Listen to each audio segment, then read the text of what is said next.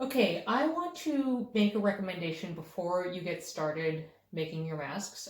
Perhaps you want to watch, all the components of this tutorial at once, but preparation is sort of the big thing because I feel like if you try to make one mask start to finish, the whole thing is a little overwhelming.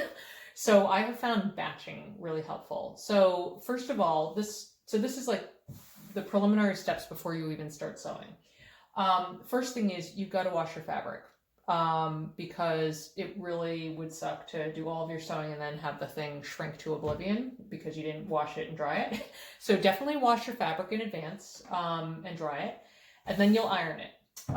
And so what I found actually, it's funny, I've picked up little tips from different things I've seen. And I picked this tip up from this parody video I saw that somebody tagged me on Facebook about making masks, and the woman is like a total hot mess. But she had paper templates, like stiff paper templates, which I was like, that is super smart because that will decrease my amount of measuring and ironing when I'm ironing. So I have a 10x6 template, which is my adult size, and I also made a 7x5, which fits little kids, like my 9-year-old, and I also made a mask for a little preschooler neighbor in that size. I find going smaller than 7x5 would be challenging because sewing the pleats is hard. So that seemed to work fine because I'm also using a tie approach so you can snug it down. So the first thing I recommend is layering up to make a bunch, using your templates to layer up to make your ironing easy. I don't have my iron here in my office, and my iron is down where it's dark and like dank, so I'm just showing you here and then you can execute. So literally what I recommend doing is using, putting your paper template down, or actually you can, start it this way depending on, actually I'll use the smaller one just so we get in the frame here.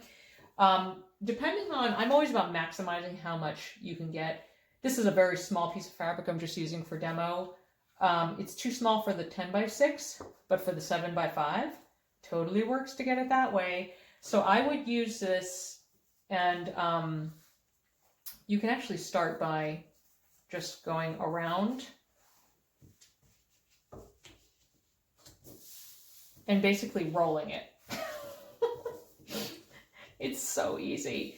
And then depending on how many you're making, but if you wanted to use, most of this, you could.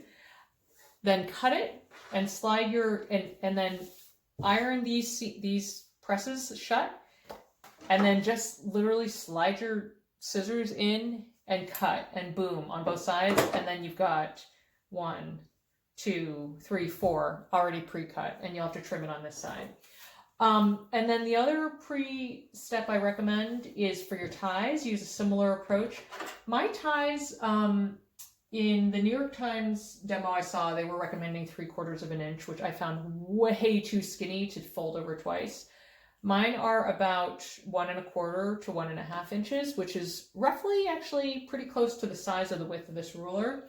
So one thing is you can, until you get good at eyeballing, you could use the same approach, but with a ruler, and literally roll your ruler in there,